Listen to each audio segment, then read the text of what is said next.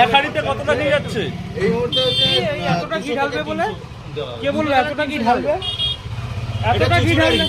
এতটা ঘি চুচুড়ার ঢালবে ঘি। কিন্তু আমি খাবো না বিরিয়ানি। এতটা ঘি ঢাললে তো মানুষ এই ঘি চলে যাচ্ছে বিরিয়ানিতে।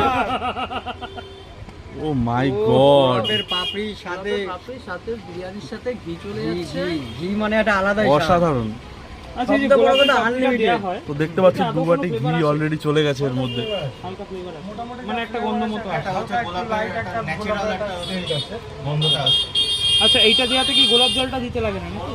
গোলাপ জল থাকে, গোলাপ জল কিন্তু হচ্ছে ন্যাচারাল যে একটা জিনিস। আচ্ছা অনেক বিরিয়ানি তোমাদের বিরিয়ানির প্রাইস কিরকম আছে?